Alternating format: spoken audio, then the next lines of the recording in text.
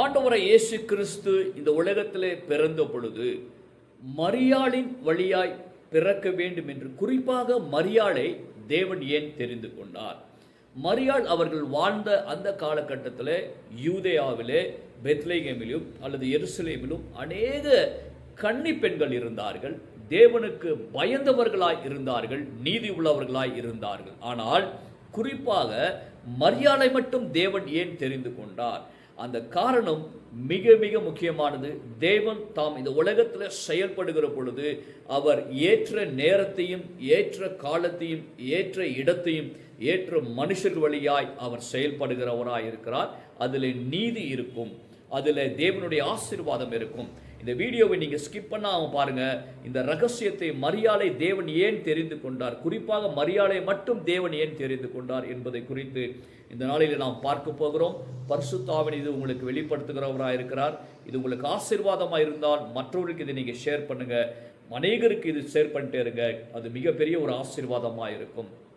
மரியாளை தேவன் தெரிந்து கொண்டதற்கு மிக முக்கியமான காரியம் நம்பர் 1, ஆண்டவரை இயேசு கிறிஸ்து இந்த உலகத்தில் பிறக்கிற பொழுது நம்ம மத்தேயு எழுதின சுவிசேஷத்தில் அவருடைய ஜென்ம வரலாறை குறித்து நாம் பார்க்கிறோம். அதில் நாம் வாசிக்கிறோம். 1ஆம் அதிகாரம் 1ஆம் வசனத்தில் நான் உங்களுக்காய் வாசிக்கிறேன்.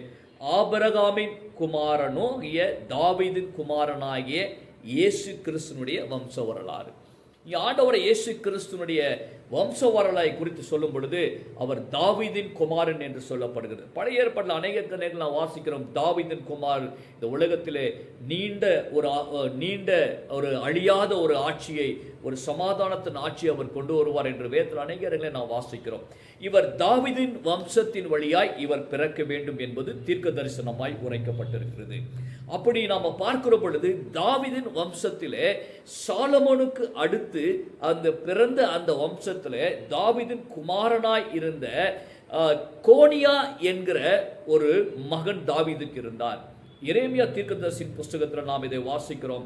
இந்த கோனியா என்கிற அந்த ராஜா எரேமியா தீர்க்கதரிசியின் புஸ்தகம் 22ஆம் அதிகாரம் வசனம் 28, 29 உங்களுக்காய் நான் வாசிக்கிற பெரிய ரகசியத்தை கர்த்தர் உங்களுக்கு வெளிப்படுத்தி கொண்டு இருக்கிறாரு. கோனியா என்கிற இந்த மனுஷன் அவமதிக்கப்பட்ட உடைந்த சிலையோ, ஒருவரும் விரும்பாத பாத்திரமோ, அவனும் அவன் சந்ததியும் தள்ளுண்டதும் தாங்கள் அறியாத தேசத்திலே துரத்தி விடப்பட்டதும் ஏது? தேசமே தேசமே கர்த்தருடைய வார்த்தையை கேள், இந்த புருஷன் சந்தானமற்றவன். என்ன சொல்லப்படுறது? சந்தானமற்றவன் அப்படின்னா வாரிசு அற்றவன், தன் நாட்களில் வாழ்வடையாதவன் என்று இவனை குறித்து எழுதுங்கள். அவன் வித்தில் ஒருவனாகிலும் வாழ்வடைந்து தாவீதின் சிங்காசனத்தில் வீற்றிருந்து யூதாவின் அரசால போகிறதில்லை என்று கர்த்தர் சொல்லுகிறார். இந்த கோனியா என்கிற மனுஷன் யாரு? யோயாக்கீம் குமாரனாகிய கோனியா.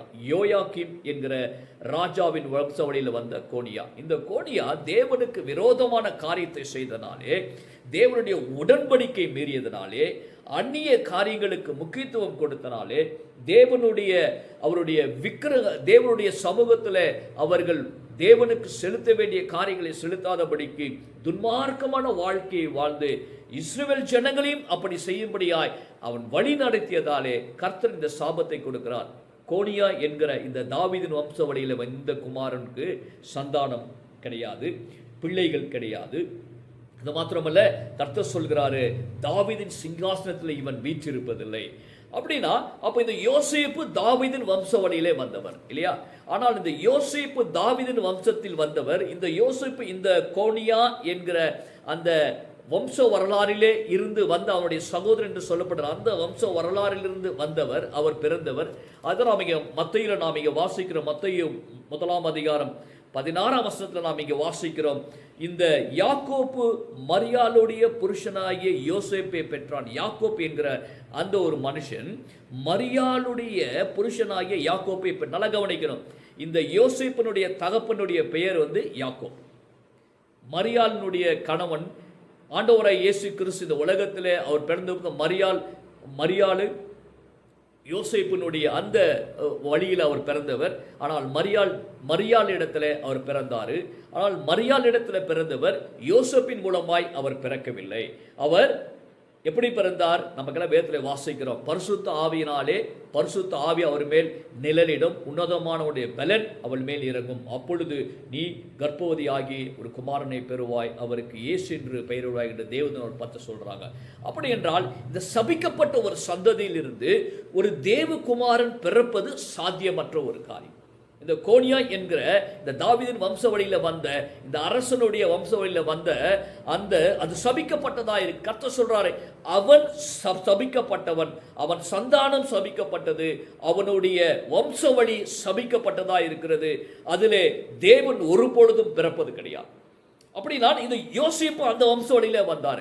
ஆனால் மரியாளோ அவர் அந்த வம்சவழியிலே வந்தவர் கிடையாது. தாவீதின் வம்சத்தில் பிறந்த மரியாள். ஆனால் மரியாள் இடத்தில் அவர் பெறுகிறார். எப்படி ஒரு கன்னி கர்ப்பவதியாய் ஒரு குமாரனை பெறுவாள். யோசேப்பு மூலமாய் ஏண்டவரை இயேசு கிறிஸ்து உலகத்தில் பிறக்கல. அவர் கன்னியாய் வர்ஜின் பர்த், கன்னி கர்ப்பவதியாய் பரிசுத்த ஆவியினால் அவர் கர்ப்பம் தரிக்கப்படுகிறாரு, அவர் பிறக்கிறாரு. ஆனால் அவர் நல்ல கவனிக்கணும், இங்க தேவன் மிக அழகாய் திட்டம் தீட்டுகிறாரு. தேவன் ஒரு பொழுதும் அவர் சபிக்கப்பட்ட அந்த சந்ததியிலே பிறப்பதே கிடையாது. ஆகவேதான் அன்றைக்கு அநேக ஸ்திரீகள் இருந்த பொழுதும் மரியாளை தேவன் தெரிந்து கொண்டார். இந்த மரியாள் தாவீதின் வம்சவழியிலே பிறந்தவர். ஆனால் அந்த கோனியா என்கிற வம்சத்திலே இவர் பிறக்கவில்லை. லூக்கா எழுதின சுவிசேஷத்தில் உங்களுக்காக வாசிக்கிற 3ஆம் அதிகாரம் 31ஆம் வசனத்தில் நான் வாசிக்கிறோம். இங்க தாவீதின் குமாரன், இங்க நம்ம பார்க்கிறோம், இங்க தாவீதின் குமாரன் என்று சொல்லப்படுகிற இங்க சாலோமோனின் வம்ச வரலாறு இங்க சொல்லப்பட்டிருக்கிறது மத்தேயுவில. ஆனால் லூக்காவில அந்த தாவீதின் குமாரன் என்று சொல்லப்படுகிற சாலோமோனுடைய பெயர் வருவது கிடையாது. அதற்கு பதிலாக நாம் இங்க வாசிக்கிறோம் லூக்கா 3ஆம் அதிகாரம் 31ஆம் வசனத்தை நீங்க கவனித்துக் கொள்ளுங்க. இங்க லூக்கா 3ஆம் அதிகாரம் அங்க 31ஆம் வசனத்தில் நான் உங்களுக்காக வாசிக்கிறேன். அங்கே நீங்கள் தெளிவான ஒரு காரியம். லூக்கா 3ஆம் அதிகாரத்தில் 31ஆம் வசனம் நான் மறுபடியும் ரிப்பீட் பண்ணுறேன், அது நீ ஞாபகத்தில் வச்சிருக்காங்க. எலியாக்கி மெலேயாவின் குமாரனாகிய மெலேயா மாயின் குமாரனானான், மாயினான் மாத்தாவின் குமாரன், மத்தாத்தா நாத்தாவின் குமாரன், நாத்தான் தாவீதின் குமாரன். இங்கே சாலமோன் வரல, நாத்தான் என்கிற வேறொரு குமாரன் அவருக்கு பிறந்திருந்தார். வேறொரு ஸ்திரீனிடத்தில் அந்த குமாரன் பிறந்திருந்தார். அந்த குமாரன் தான் தாவீதின் குமாரன் நாத்தான் தாவீதின் குமாரன். இந்த லூக்காவில் எழுதுகிற இந்த 3ஆம் அதிகாரத்தில் சொல்லப்படுகிற இந்த வம்சம் தன்னுடைய அந்த லிஸ்ட், அந்த ஜீனியாலஜி நீங்க பார்த்தீங்கன்னா இது மரியாளுடைய ஜீனியாலஜி. இதுல மரியாள் சபிக்கப்பட்ட சந்ததியில அவர் பிறக்கல. இவர் நாத்தான் என்று சொல்லப்படுகிற வேறொரு தாவீதின் குமாரனுடைய சந்ததியில இவர் பிறக்கிறார். ரீசன் என்ன? தாவீது சாலோமின் வம்சவழியாய் பிறந்த அந்த கோனியா என்கிற அந்த ராஜா கர்த்தராலே சபிக்கப்படுகிறார். அவர் தேவனுக்கு விரோதமான துன்மார்க்கமான அநேக காரியங்களை செய்கிறார். எரேமியா தீர்க்கதரிசி புத்தகம் 22ஆம் அதிகாரத்தை நீங்க வீட்டில் உட்கார்ந்து படிங்க. அநேக காரியங்கள் இந்த கோனியா என்கிற ராஜா அநேக காரியங்களை துன்மார்க்கமான காரியத்தை செய்கிறார். கர்த்தர் அவரை நிராகரிக்கிறார். அந்த சந்ததியிலிருந்து மேசியா பிறப்பது கிடையாது. அப்போ வேறு ஒரு சந்ததி கர்த்தர் தெரியும். அந்த சந்ததி இந்த ராஜாவுடைய வம்ச வழியில அவர் வரல. ஆனால் ராஜாவுடைய அரியணையில சிம்மாசனத்தில் உட்காராத ஒரு சந்ததி. ஆனால் அது தாவீதின் சந்ததி. அந்த சந்ததியில நாத்தான் என்கிற அந்த சந்ததியில் அவர் பிறந்த அந்த மனுஷன் வழியாய் இந்த மரியாளுடைய சந்ததி ஏற்படுகிறது. ஆகவே இதுவும் தாவீதின் சந்ததி. ஆனால் யோசேப்பு பிறந்த தாவீதின் சந்ததியோ சபிக்கப்பட்டதாய் இருந்தது. அதனால் அவர்கள் வழியாய் தேவன் பிறக்கல. மரியாளை கர்த்தர் தெரிந்து கொண்டார். கர்ப்பம் தரிக்கும்படியாய் மரியாளை கர்த்தர் தெரிந்து கொண்டார். இந்த மரியாளை கர்த்தர் தெரிந்து கொண்டதற்கு மிக முக்கியமான காரியம், தாவீதின் சந்ததியிலே இங்கே பிறந்த இங்கே நாத்தான் என்கிற அந்த மனுஷன் அவர் நீதி உள்ளவராய் இருந்தார். நம்ம வாசிக்கிறோம் இங்கே நாத்தான் தாவீதின் மகன். அந்த நாத்தான் தாவீதின் மகன் சபிக்கப்பட்ட சந்ததியிலே பிறக்கலே, கோனியா தான் சபிக்கப்பட்ட சந்ததியில் பிறந்தார். ஆகவே கர்த்தர் ஒருபொழுதும் சாபத்தை நீக்குகிற தேவன். அவர் சாபத்தில் பிறப்பதே கிடையாது. சாபத்து எனக்குள்ள சாபம் இருக்குது என்றால் நான் சாபத்தை நீக்க முடியாது, அதிலிருந்து நான் விடுபடவும் முடியாது, எனக்குள்ள சாபம் இருந்தால். ஆகவே சாபம் இருக்கிற சந்ததியிலே தேவன் பிறக்கவில்லை, ஆசீர்வாதமான சந்ததியிலே தேவன் பிறந்தார். ஏன் தெரியுமா? உங்களை ஆசீர்வதிப்பதற்காக. மரியாளை தேவன் தெரிந்து கொண்டதற்கு சபிக்கப்பட்ட சந்ததியிலே மரியாள் பிறக்கவில்லை, அதை கர்த்தர் தெரிந்து கொண்டார். இன்றைக்கு உங்களையும் எங்களையும் சாபத்திலிருந்து மீட்பதற்காய் இயேசு கிறிஸ்து இந்த உலகத்தில் பிறந்தார். God bless you. இது அனைவருக்கு நீங்கள் ஷேர் பண்ணுங்க. உங்களுக்கு பிரயோஜனமாக இருந்தால் இதை நீங்களுக்கு லைக்ஸ் கொடுங்க. கர்த்தர் உங்களை ஆசீர்வதிப்பாராக. God bless you.